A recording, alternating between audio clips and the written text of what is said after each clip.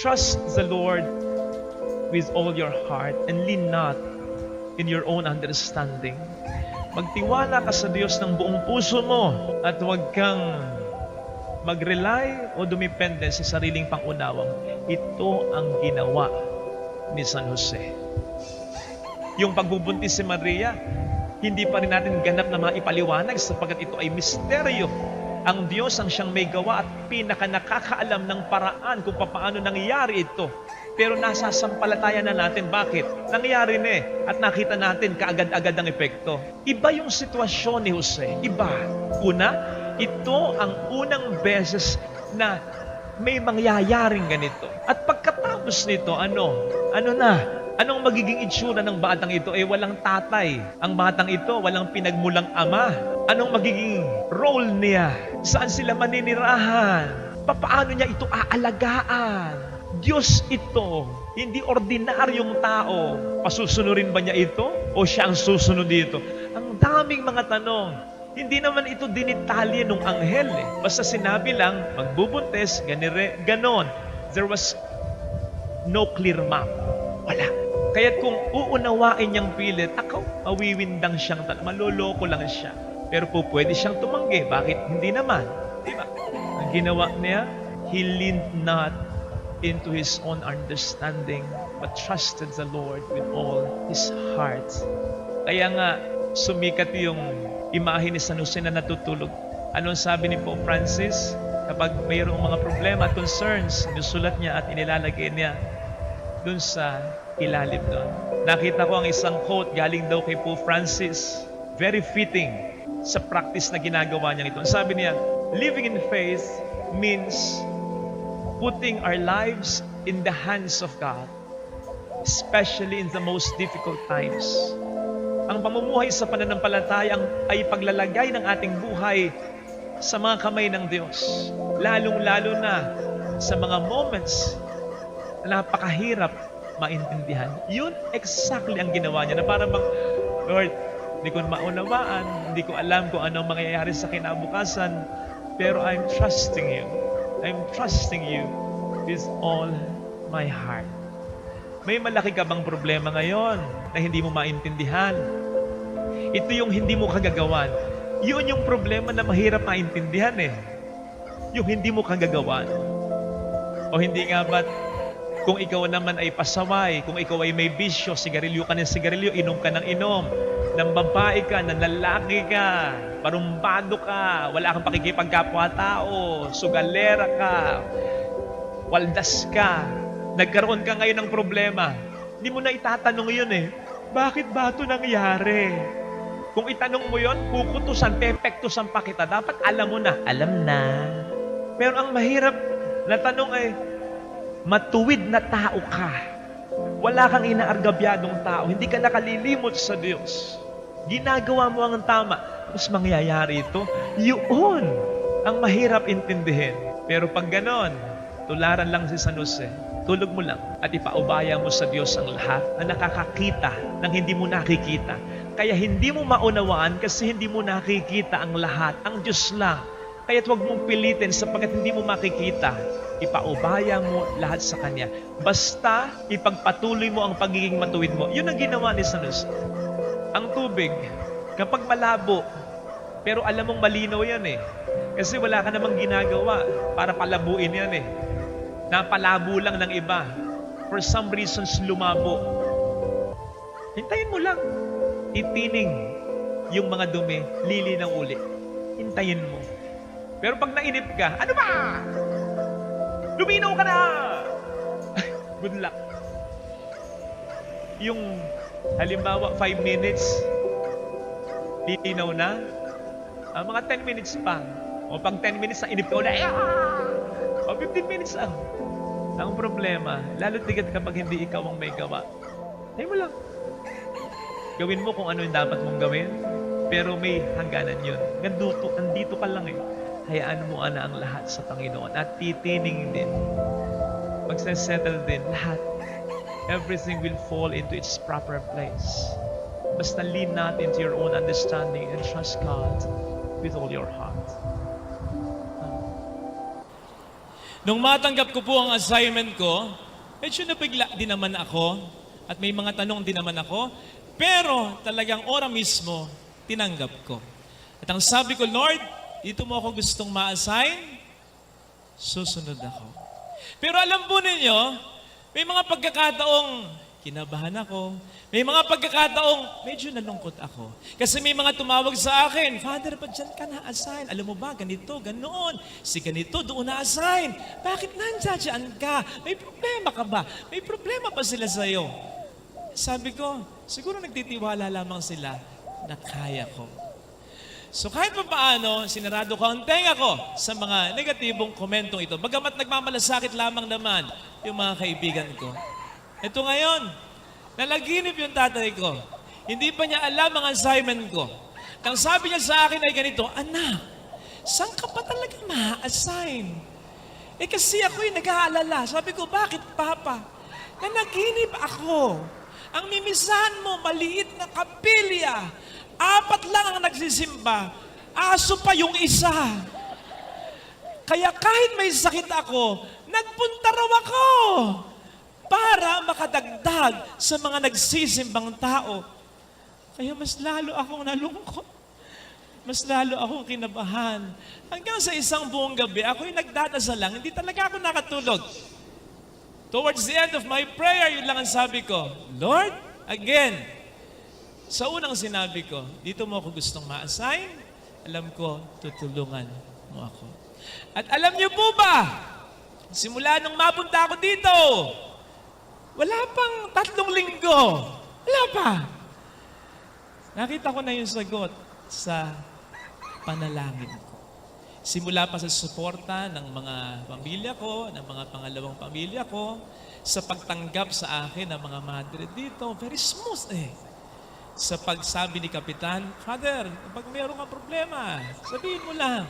Sa pakikipagtulungan ng mga tao, at sinabi ni Mayor Silvestre ng Marilao, Father, basta yung mga unang truck ng buhangin, kami ang bahala ng mga anak ko.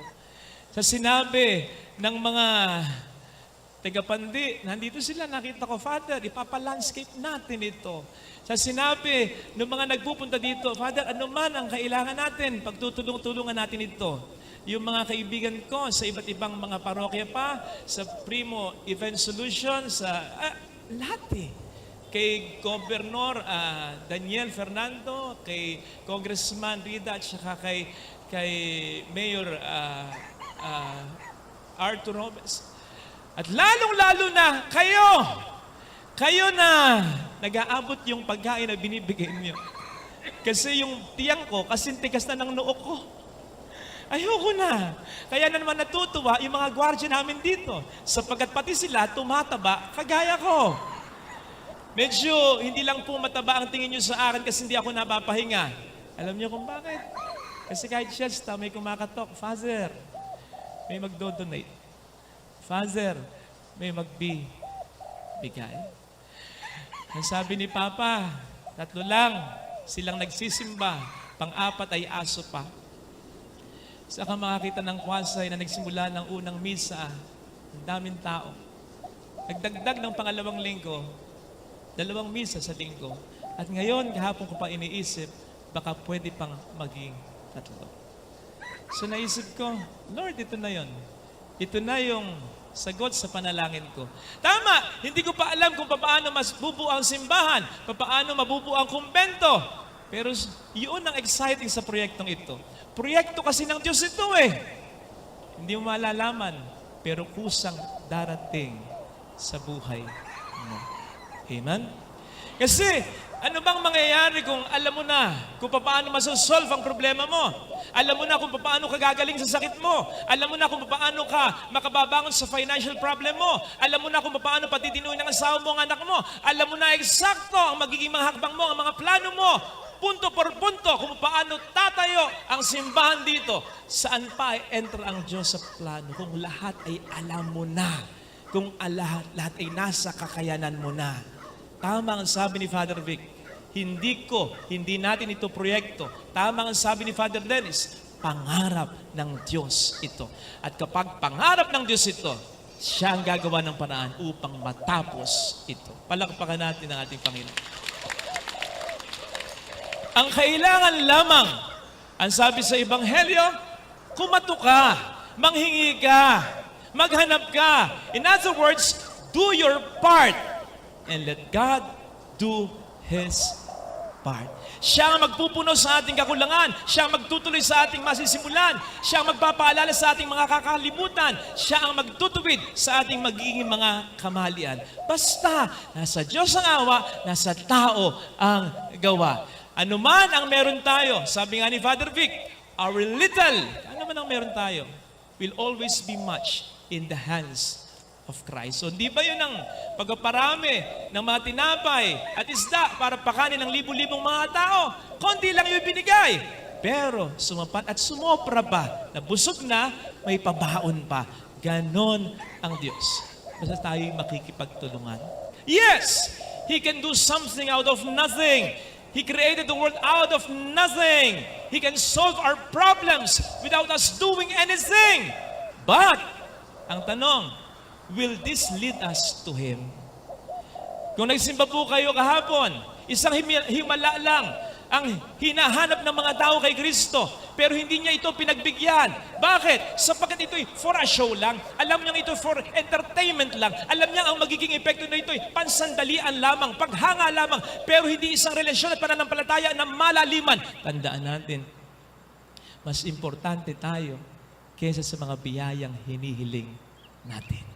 At kung minsan, kahit makapangyarihan ng Panginoon at mapagmahal siya, ora mismo, pwede naman niyang ibigay ang ating hinihiling. Kung bakit niya dinidelay, ay sapagkat mas importante tayo kaysa sa mga biyaya na ating hinihiling. Ano kung gumaling ka, pero hindi naman lumalim pananampalataya mo sa Kanya? Ano kung umahon ka agad sa financial problem mo, pero hindi naman nabuo ang pamilya mo? Ano kung naging matino agad ang anak mo o ang asawa mo, pero hindi naman nagkaroon ng magandang epekto ang lahat sa pamilya mo? Ano kung mapatayo natin agad sa ating sariling kakayanan ang kumbento, lalong-lalo na ang simbahan sa parokyang ito, kung hindi naman tayo mabubuo bilang simbahang mga tao? At kung hindi tayo lalalim sa ating pananampalataya kay Kristo, walang silbi ang lahat ng ito. Mas importante tayo kaysa biyayang hinihiling natin sa Kanya. At mas importante si Kristo kaysa mga biyayang hinihiling natin sa Kanya. Ito sana, mga kapatid, ang ating panghawakan. Gusto kong mag-end sa mga nagbigay pa sa akin talaga na ang lakas ng loob. Nandito yung mga pare. Totoo ito. Yung tawag ko at pakikipagkita ko kay Father Dennis, nagpalakas ng loob ko. Si Father Vic Robles, na nauna pa sa akin dito. Talagang inocular na niya ito. Yung pagtawag ng mga kaibigan kong pare, nandiyan si Father Mike Antonio, ang sari nanonood si Father Roland Mangon, at ang pagpaparamdam lagi at pagpaparamdam ng kanyang pagcare ng kaibigan ko at kabatch ko, si Father Joseph Cruz. Sa lahat sa kanila, napakalaking bagay, napakalakas ng loob. Mas lumalakas ang loob ko, realizing that hindi ako nag-iisa sa proyektong ito. Salamat po. Sana, pagtulong-tulungan natin. Huwag po tayong bibitaw at matatapos po natin ito. Thank you. Thank you. Mas madaling manatili sa kabutihan kaysa umahon ka at magising ka ulat sa nakapanglulunod at nakapagheheling kasalanan. Kaya kung faithful ka na sa asawa mo, tuloy-tuloy mo na. Huwag mo nang naising maging unfaithful pa. Kung matagal ka ng masunuring anak, itaguyod mo na. Kahit mahirap. Kung dati pa'y responsable at mapagmahal ka ng magulang, panindigan mo na. Kahit malungkot at nasasaktan ka kadalasan. Kung tapat ka na sa trabaho mo, sa kaibigan mo, sa kapatid mo, kapatid, ituloy-tuloy mo na. Again, huwag mo nang hayaan ang demonyo na makatsamba upang sirain lahat ng pinundar mo ng kabutihan. Tama naman po, lahat ng kasalanan, gaano man kalakihan, ay may kapatawaran. May kapatawaran, unang-una, lalong-lalo na sa Diyos. At pwede ka pa rin patawarin ng mahal mo. Pero, yung epekto niya, nandyan yan. Hindi mo na po pwedeng alisin ng kara-karaka o madalian yan. Buti sana kapag nangumpisal ka, o buti sana kung pag humingi ka ng tawad, ora mismo lahat ng epekto ng lahat ng ginawa mong kasalanan, totally burado. Pero hindi ganun eh. Yan nga po ang kung minsan problema sa sinasabi nating forgive and forget. Sino ba naman ang ayaw magpatawad? Sige nga. Sino ba naman ang ayaw makalimot sa kasalanang ginawa mo? Sabi ko nga, yung nagawan mo na ng kasalanan, siya pang nahihirapan. Kasi yung epekto, nasira mo na ang pangalan niya, nagkaanak ka na sa iba, nagkautang-utang na ang iyong pamilya, sira na ang pag-aaral mo, pasak na ang kinabukasan mo, pasag na ang tiwala niya sa iyo. Nandiyan eh. So, how can one easily forget? Kung ang epekto ng kasalanan mo ay nakikita, naalala, nandiyan dyan, nararamdaman. Sana mga kapatid, again, bagamat kapuri-puri sa Panginoon na tayo magsisi sa kasalanan, mas lalong kapuri-puri para sa Kanya kung tayo gumagawa na ng kabutihan at panindigan na natin yan, umiwas na lalo na sa mga malalaki at seryosong kasalanan. Totoo, mahirap ito. Totoo, nakalulungkot kadalasan. Pero, experience will tell us, hindi natin kinaawaan ang mga taong ganyan. In fact, sa mga taong ganyan, nasasabi natin ang mga salitang, kaya bilib ako sa iyo, hanga ako sa iyo, hindi ko kayang ginagawa mo. Hindi mo kinalulungkutan ang mga tao na namumuhay at naninindigan sa kabutihan. Pumahanga ka pa nga minsan. Kasi yung bagay na alam mong mas tama na hindi mo kaya, sa grasya ng Diyos ay napapanindigan nila.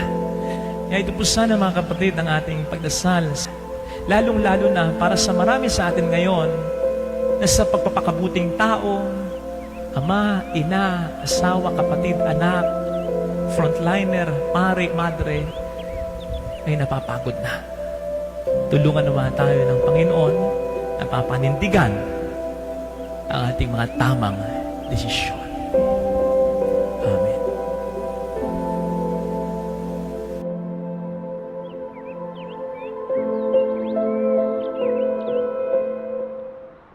May mga fear na makabuluhan. Lalong-lalo na kung tamang fear lang, yung sapat na fear lang para hindi tayo maging mayabang at upang mas maramdaman natin, mas i-acknowledge natin, mas aminin natin ng Diyos ay kailangan natin.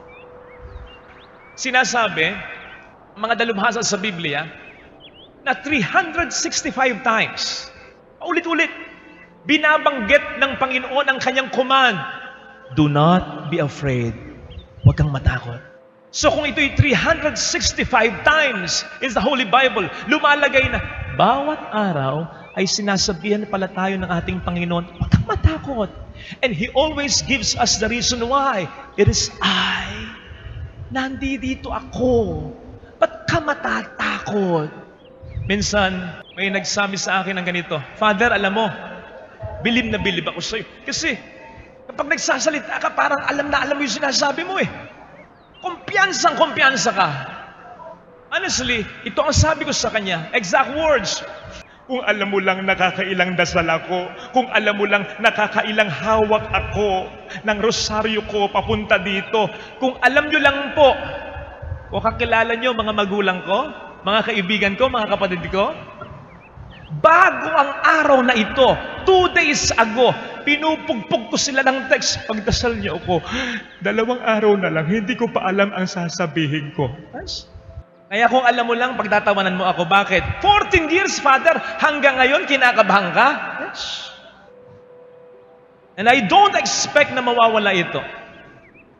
And I don't want na mawala ito. Bakit? Base sa aking karanasan, sa mga pagkakataong inakabahan ako sa pagmimisa, sa paghuhumilya ko in front ng maraming tao, doon ko mas naibibigay ang the best ko sapagkat maliwanag sa akin at aminado ako na hindi lang ako ito, may sapi ako. No. Mga 10% lang ang sa akin dito at yung 90% ay sa Kanya. In fact, yung 10% ay hiram ko lang sa tunay na nagmamay-ari ng credit sa mga mabubuting nagagawa ko. Sa may-ari ng 90%, walang iba kung ating Panginoong Hesukristo lang. In fact, sa mga pagkakataong kumpiyansa ako, doon mas sumasablay ako. How about you? Sige nga, kapatid.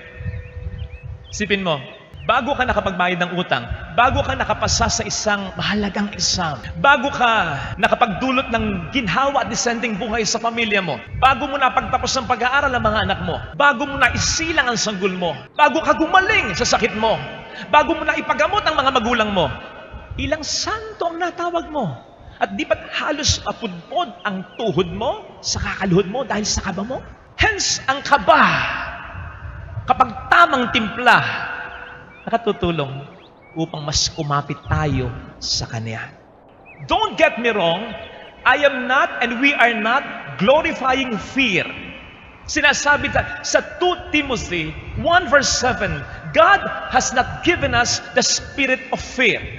Maaaring ang takot nga ay galing sa demonyo. Sa demonyong laging nagsasabi sa'yo, hanggang diyan ka na lang, wala kang gagawing maganda, magkakasakit ka, may cancer, yung pamilya mo, mahahawa ka. Sa susunod, magkakakanser ka na. Hanggang diyan ka na lang, wala ka nang mapapatunayan pa. Hindi na mabubuo ang iyong pamilya. Ang taong ito ay marami pang ibibigay na hindi maganda. Hindi yun ang sinasabi ko. Hindi natin ginoglorify yun. Ang sinasabi ko dito ay yung takot na tamang timpla. At kahit na matindi ang takot na binibigay sa atin ng demonyo, we can turn the table around. Pwede natin itong tumpasan ng mas malaki at mas matinding pananampalataya sa ating Panginoong Hesukristo. Yun ang pangontra sa takot na binibigay sa atin ng dyablo. Kaya nga mga kapatid, sinisimula natin ang bagong taon sa pamamagitan ng pagkaparangal sa ating mahal na ina. Una, humihingi tayo ng dasal sa Kanya. At pangalawa, gusto natin matuto tayo sa halimbawang binigay niya. Sapagkat siya mismo, kinabahan din naman. Kaya nga ang sabi ng anghel sa Kanya, huwag kang matakot, Maria. Kinabahan din siya. Pero, yung kabang iyon, tinambalan niya ng mas malaking pananampalataya niya. That should also be true with each of us. Whenever we encounter fear, it should always be big faith versus small fear. Great faith, less fear. Tamang timpla. Huwag nating pagbabaligtarin sapagkat oras na inalagaan natin, pinamuo natin ang takot natin, liliit ang pananampalataya natin. And that will be very dangerous for us. Alam po ninyo, ang fear at faith, pareho lang ng pinanggagalingan yan. Magkaiba lang ng nagiging hantungan. O sige, ano yung parehong pinanggagalingan yan? Sa tingin nyo ano? Ano ang parehong pinanggagalingan ng faith at fear? The letter F. Mahihirapin pa ba natin? No.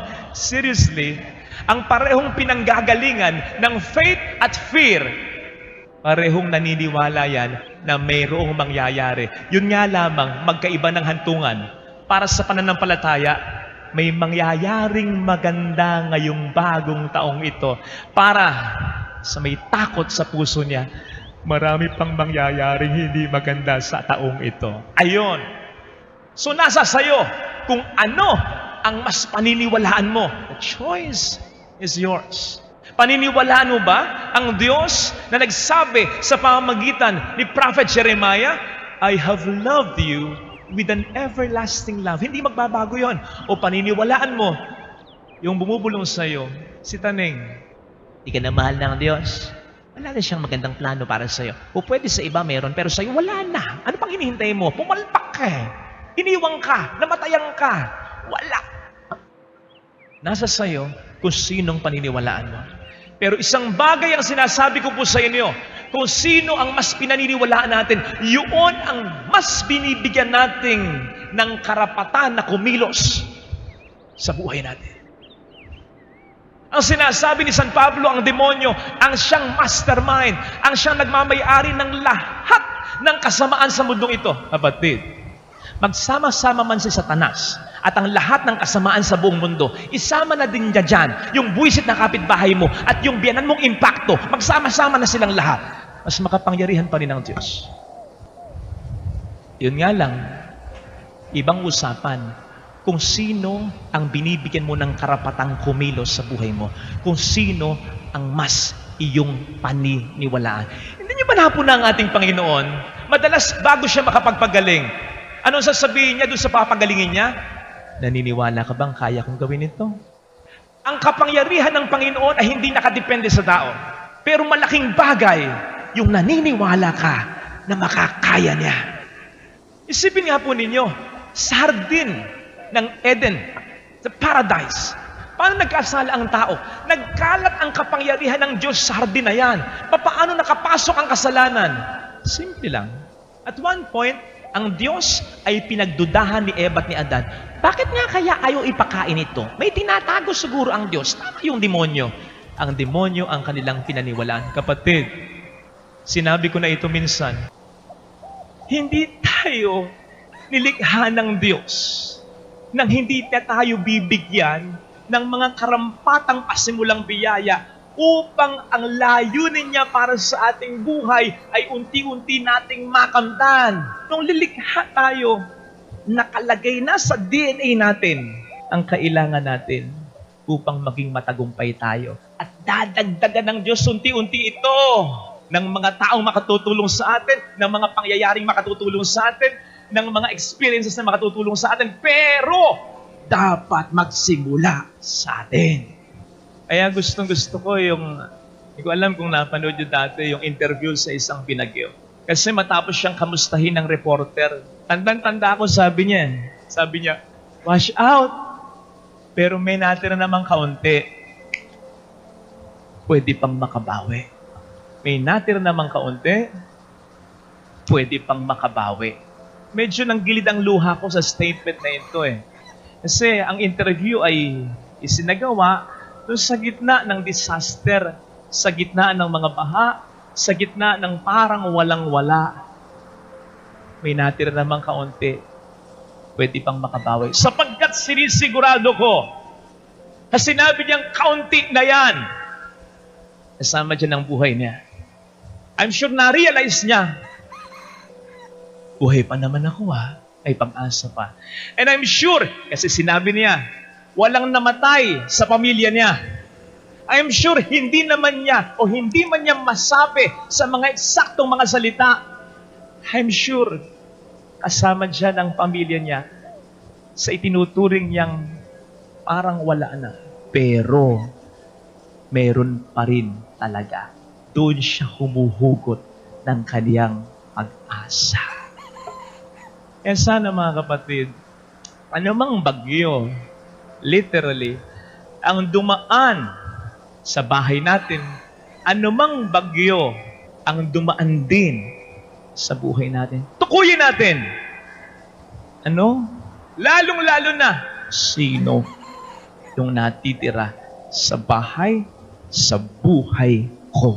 Wag nating ipagpapawalang bahala ito sapagkat sa pamamagitan nito, o pwede itong panggalingan ng maraming milagro. Basta magsumikap lang, magsakripisyo, at magtiwala sa Diyos. Again, wag nating ipagwawalang bahala. Kasi kapag ipinagwalang bahala natin, kukunin na sa atin ang itinuturing nating wala. Actually, hindi ko nakikitang ganong kalupit ang Diyos. Nakukunin sa atin? Hindi. Hindi niya kukunin sa atin. Mawawala lang sa kaisipan natin. Mawawala lang sa senses natin. Mamamatay ka, nandyan pa rin naman ang iyong pamilya. Hindi kinuha ng Diyos sa iyo. Pero dahil nawalan ka ng pag-asa, akala mo wala na. Tayo talaga ang kukuha nito sa atin. Tayo talaga ang magkakait nito sa ating sarili kapag ipinagwalang bahala natin ang kaunti na meron tayo. Sapagkat hindi talaga wala. Meron talaga. Hindi tayo lilikhain ng Diyos na hindi niya ibibigay sa atin ang ating kailangan upang ma-experience at ma-fulfill natin ang layunin natin sa buhay natin. At mas lalo na kung i-allow man ng Diyos na mawala ang iba sa atin, God will never leave us empty-handed. Meron siyang biyayang ititira. At kapag yan ay pinagyaman natin, sigurado kong meron siyang maraming biyaya na idadagdag pa. Amen.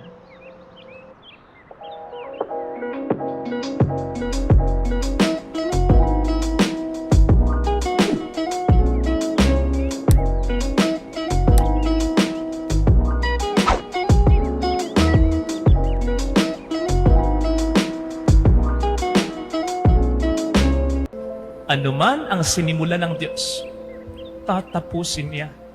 Anuman ang maganda niyang planong inilagay sa buhay mo, anuman ang mangyari, yung itinanim niya, sisiguraduhin niyang magbubunga at ang bunga ay mararanasan mo o ng mga tao balang araw na mahalaga sa iyo. Yes, sometimes we see things that are not happening the way we wanted it, the way we expected it, the way we planned it. Sometimes we see things that are happening that are exactly the opposite. Nagkasakit ka o ang mahal mo, iniwan ka ng taong ito, dinisappoint ka ng taong ito, niloko ka ng taong ito, nalugi ang iyong negosyo, iniwan ka, namatayan ka, nagka-pandemya. Yes, nakakadismaya. Pero, mamili ka. Ano ang paniniwalaan mo? Yung nakikita mo o ang nakikita ng Diyos para sa'yo? Experience will tell us, kapag tayo nasa patag, limitado ang ating nakikita. Hanggang dyan lang. Gaano man kalayo ang abot ng iyong paningin, may hangganan. Pero kapag nasa itaas ka, malawak ang vista, mas malawak ang nakikita, mas marami, hindi ba? Kapatid, yung nakikita mong paraan para ang iyong plano sa iyong pamilya ay makamtan, kahit na hindi nag-work yung plano yan, hindi lang yan ang paraan. Napakalawak at napakaraming paraan na nakikita ng Diyos upang ito ay iyong makamtan. Kahit ang iyong pagkakamali ay pwede niyang gawing paraan. Kahit ang pangit na ginawa sa iyo ay pwede niyang gawing paraan. We may run out of options, but never ang ating Panginoon. O hindi ba yan ang sinasabi sa aklat ni Propeta Isaiah? Your ways are not my ways. Your thoughts are not like my thoughts. Alam natin ang eksaktong ibig sabihin nito. Pero I think isang paraan ito ng Diyos upang sabihin sa atin mula noon hanggang ngayon, you have many ways, your ways have dead ends, but not my ways. Hindi lang iyan ang negosyo, hindi lang yan ang trabaho, hindi lang yan ang paraan, hindi lang yan ang mararating mo, hindi lang yan ang tao na pwedeng makasama mo, hindi lang yan ang tao na pwedeng magmahal sa'yo, hindi lang yan ang pwede mong gawin sa buhay mo, hindi lang yan ang karanasang naghihintay sa'yo. In fact, sasabihin ko sa'yo kapatid, yung mga nawala na yan, tao man o bagay, kung hindi babalik sa buhay mo pagkatapos ng lahat ng nangyari sa inyo, ibig sabihin yan, hindi mo sila kailangan upang matupad ng Diyos ang magandang plano niya para sa iyo. Kailangan nga ba talagang may bumagsak para tayo lang ay umangat? Hindi ba po pwedeng happy ang lahat? Hindi ba po pwedeng pare-pareho tayo umangat? Besides, sabi nga natin minsan, there are enough blessings for everyone. May sapat na biyaya para sa isa't isa. Kaya kahit i-bless ang isang tao, yung mag-alala, may blessing din nakalaan para sa iyo. Hindi ka mawawalan. Ang dami. Hindi ka maubusan. Eh ano kung yung prospect mong customer ay nakuha niya? Ang mag-alala, marami pang ibang customers. Kung ikaw ay doktor, hindi lang naman isa ang pasyente. Kung ikaw ay nag-aari ng butika, hindi lamang naman iisa ang may sakit na kinakailangan ng gamot, di ba? Kung ikaw ay engineer, kung ikaw ay abogado, hindi lamang naman iisa ang pwedeng maging kliyente. Kung ikaw ay guro, marami kang pwedeng maging estudyante. Ganun din ang pare. Marami kang pwedeng maging parokyano. Mas marami pa ang pwedeng maniwala at tumangkilik sa iyo. In the same vein of thought, bakit ka makikipagkompetensya sa isang tao? Bakit mo ipagsisiksikan ang sarili mo sa isang tao, gayong hindi ka naman sigurado kung ito ay faithful at loyal sa iyo? Akalain mong masaya daw siya sa piling mo. Pero bakit ganon? Masaya din siya sa ibang tao. Ano yan? Sadyang masayahin lang ang nobyo mo, ang nobya mo? Kapatid, sabi nga nila, there are many fish in the sea. Marami pa. So, hayaan mo siya kung saan niya gusto. Sabihin mo na lamang sa kanya, sige na, alis na. Marami pang gustong pumila. Seriously, yun yung katotohanan eh. Maraming biyaya ang para sa isa't isa'y nakalaan. Hindi ka maubusan, hindi ka mawawalan. Pero bakit nga ba sa kabila ng katotohanan ito, may mga taong nagnanais pa rin na makuha ang meron ka o kaya ay magsaka? Well, for one, inggit. Kasi yun naman ang ginagawa ng inggit eh. Ang mas nakikita mo, yung meron ng iba na wala ka. Kaya gusto mo na bumagsak siya sa pag-aakalang pag bumagsak siya, ang biyaya na meron siya ay mapapasayo ng talaga. Wrong! Sapagkat kung ano man ang biyaya na para sa kanya, ay walang kinalaman sa biyaya na para sa iyo. They were somehow ordained by God to have that, just as you were also ordained to have what you have. Kaya kahit bumagsak pa siya, walang masyadong magiging magandang epekto ito para sa iyo. Sapagkat ang blessing na para sa kanya ay walang kinalaman sa blessing na nakalaan para sa iyo. Kaya lang, yun nga po ang problema sa taong mainggitin. Ang focus niya ay yung wala siya na meron ang iba. Hindi niya pinag-uukulan ng pansin, ano ba ang biyaya ko? Ano ba ang magagawa ko? Ano ba ang talento ko? Ano ba ang plano ng Diyos para sa akin? Why? Because it will take much time. It will take great sacrifices. It will take many efforts on her part. Mahirap yun.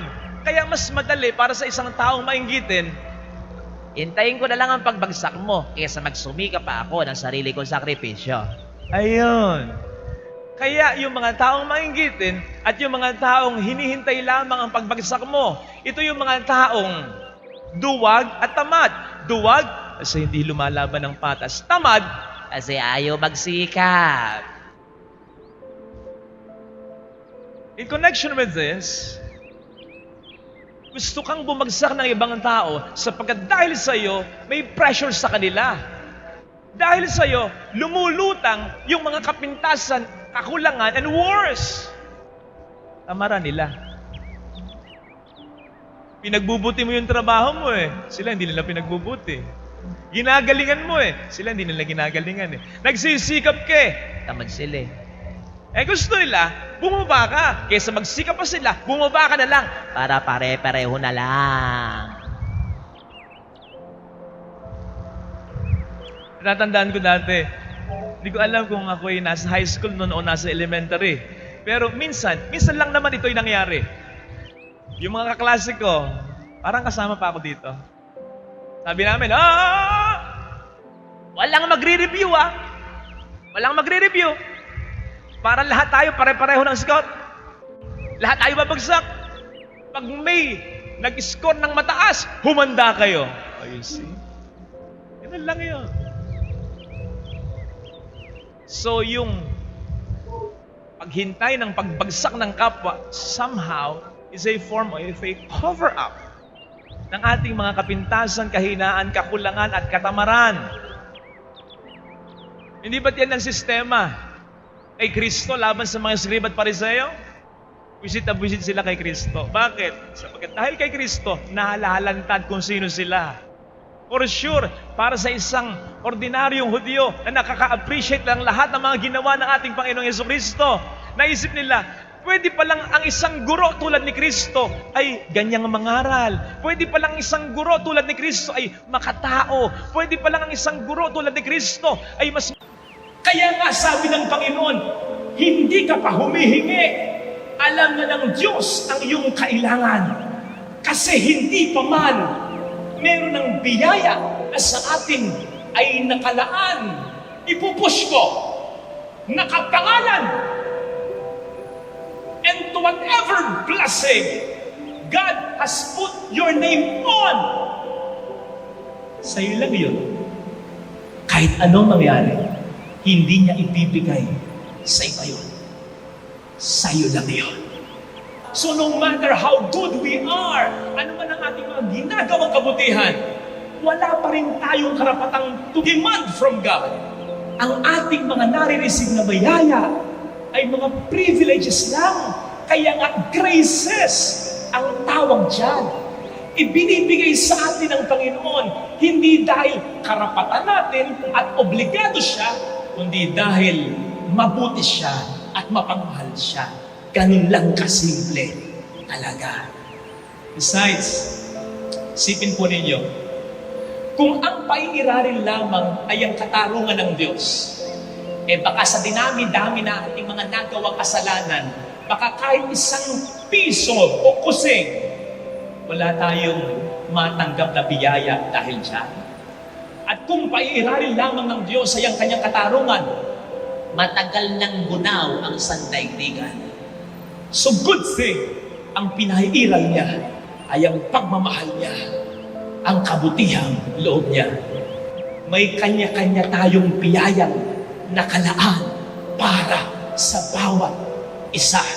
Hindi natin kailangang mag-igitan, ni hindi natin kinakailangang mag-agawan. Napakasarap isipin na hindi natin kailangang mag-unahan. Hindi tayo mamumubusan ng biyaya sapagkat sa bawat isa sa atin ay nakalaan. Kaya may batayan yung sinasabi natin, kung para sa'yo, para sa'yo. Kung hindi para sa'yo, ano man ang gawin mong pilit, hindi mangyayaring para sa'yo. Mangyari man, ikalulungkot mo. Pero kung para sa'yo, anumang gawing pilit ng ibang tao na masunod ka, darating at darating sa'yo. Para sa'yo. Pwede kang sulutin ng iba, pwede kang dayangin ng iba, o pwede ikaw mismo magkasala, magkulang talaga. Pero kung babawi ka lang, babangon ka lang, magme-make up ka lang, ang biyayang para sa'yo ay para sa'yo. Kung pwedeng madelay, pero mararanasan mo. O kung hindi man, mararanasan ng mga taong mahalaga sa'yo. Sana mga kapatid, ito ang magbigay sa atin ng pag-asa. Lalong-lalo na sa mga nakararamdam ngayon na tayo'y napag-iiwanan na. Ang tagal mo nang walang anak. Ang tagal mo nang may sakit. 40 ka na, may jowang walang ka. Ang tagal na ng problema sa iyong pamilya. Ang tagal mo nang naghahanap buhay, nagtatrabaho, pero hanggang ngayon, hindi ka pa rin umaasenso.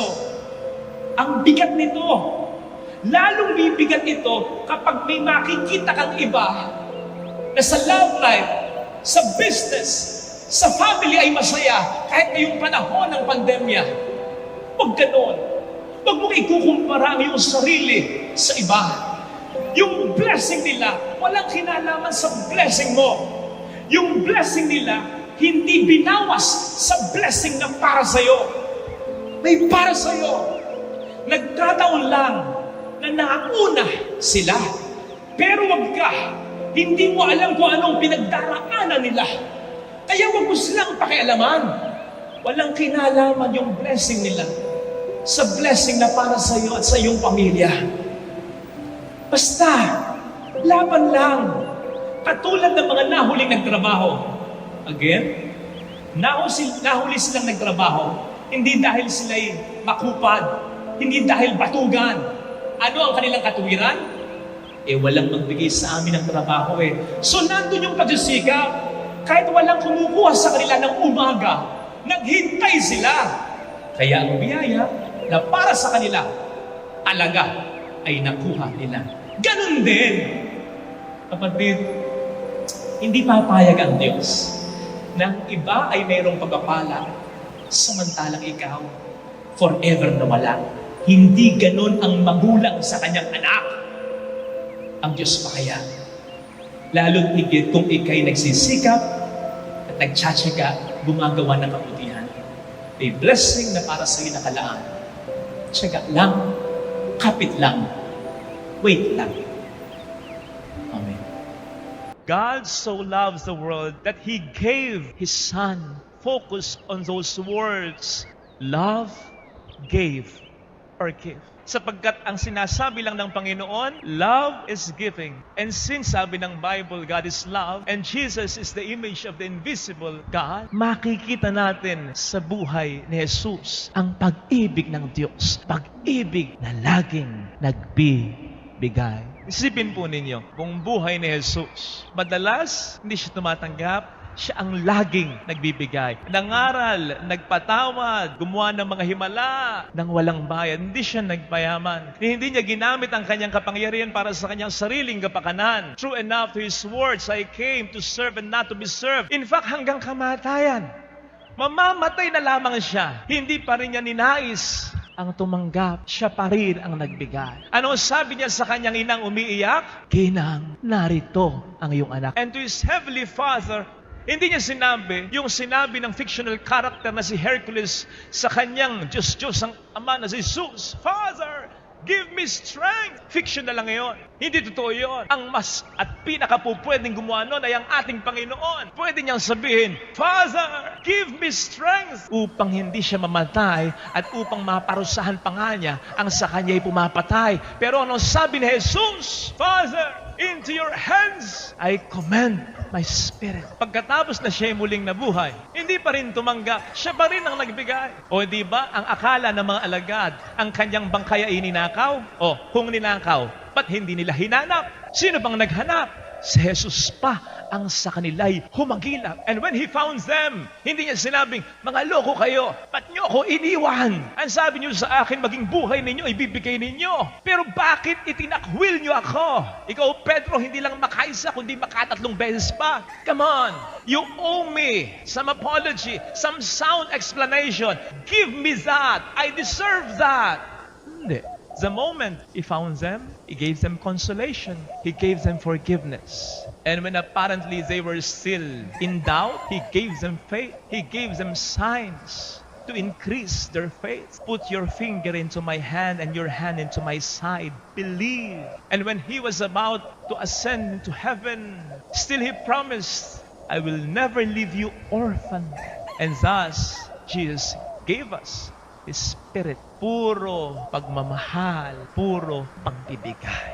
Tama na ito ay mahirap, kaya nga ito ang nag-led kay Jesus sa krus ng Kalbaryo. Kamatayan. Tama na ito ay mahirap sapagkat hindi ito ang ating nakasanayan. Ang mas gusto natin at ang mas nakasanayan natin, tayo ang minamahal at hindi tayo ang nagmamahal. Tayo ang binibigyan at hindi tayo ang nagbibigay. Mahirap. Pero paano nga mo naman ma-explain ang kaligayahan ni Jesus habang siya'y nakabayubay sa krus? Especially when He said, it is finished, it is accomplished. Namatay siya ng payaman. Paano ma-explain ang kaligayahan mo bilang isang ina na kahit malosyang na ang katawan mo, napalaki mo namang mabubuti at malulusog ang mga anak mo? Paano mo ma-explain ang kaligayahan mo bilang isang ama na kahit patang-pata na ang katawan mo, napagtapos mo naman ng pag-aaral at binigyan ng magandang kinabukasan ng mga anak mo? Paano mo ma-explain ang kaligayahan mo na kahit wala kang asawa sapagkat iniwan ka either sa makabilang buhay o sa makabilang bahay, pwede ka pa namang mag-asawa sapagkat may asim ka pa, may mga nanliligaw pa, pero itinuon mo na lamang ang pansin mo upang mapalaki ng maayos ang mga anak mo. Paano mo ma-explain ang kaligayahan mo bilang isang anak na kahit halos mapag-iwanan ka na raw ng mga kaibigan mo, hindi ka na nakapag-iipon ng malaki para sa sarili mo, hindi ka na maagang nakapag-asawa gaya ng binabalak mo, pero naalagaan mo naman ang mga magulang mo hanggang kamatayan ng mga ito? Paano mo explain ang kaligayahan mo na kahit ikaw ay gipit pa rin sa panahon ngayon ng quarantine, ay nakatutulong ka naman sa iba, lalong-lalo na sa mga walang makain? Paano mo explain ang kaligayahan mo bilang isang frontliner na kahit nasa peligro ang buhay mo, ay nakapagsasalba ka naman ng buhay ng ibang tao, na kahit hindi mo madalas makita at mayakap ang pamilya mo, ay nagiging dahilan ka naman para eventually ay mayakap at makasamang muli ng kanyang pamilya ang pasyente mo. Hindi nga kaya ang totoong kagalakan ay nandun talaga? Hindi kapag ikaw lang ang masaya, kundi kapag ikaw ang dahilan ng kaligayahan ng iba, lalong-lalo na ng mga taong sa iyo ay mahalaga. Indeed, life is good and even better when you are happy. But life is at its best when you are the reason why other people are happy, especially your family. Kaya pala kung itutuloy natin ang John 13, masasabi natin at mababasa natin sa John 14, ang promise na Jesus to those who will obey Him, that is to those who will love and give like Him. I and my Father will come to Him and will have our dwelling with Him. Tunay ngang nasa pagbibigay natin ng lubos, doon natin mararamdaman ang pagmamahal at kaligayahang na ibibigay lamang ng Diyos. Nalapit sa akin yung kakilala kong dance instructor. Of course, kinongratulate ko siya dahil sa ganda ng sayaw nila. Pero curiously, sinabi ko rin sa kanya, buti naging maganda pa rin yung sayaw ninyo. Kasi nung una, parang hindi alam ni ate ang gagawin niya. Ang sabi niya ito, Father, sa ganun sayaw, hindi naman kailangan pareho talagang magaling eh. Kailangan lang may mag-guide at may magpapaguide. Basta sabi ko sa kanya, huwag kang mag-alala ate, akong bahala sa'yo. Basta kung iikot kita, umikot ka. Kung isuswing kita, mag-swing ka. Kung aabante ko, matras ka. Kung atras ako, abante ka. Palagay ko, tama siya. Hindi kinakailangang parehong magaling. Kinakailangan lang na may mag-guide at may magpapaguide. And I think this same principle can also be applied in our life, especially as regards our relationship with God. Hindi natin kinakailangan pantanungin sino ba sa atin ang dapat na mag-guide, pero dapat natin itong tanggapin ng may humility sa kalooban natin, na maniwala tayo, siya talaga ang pinakamagaling, siya talaga ang mas at ang pinakanakakaalam, nang sa gayon ay magawa natin siyang sundin at nang sa gayon makaligha tayo ng isang magandang sayaw ng buhay kasama ang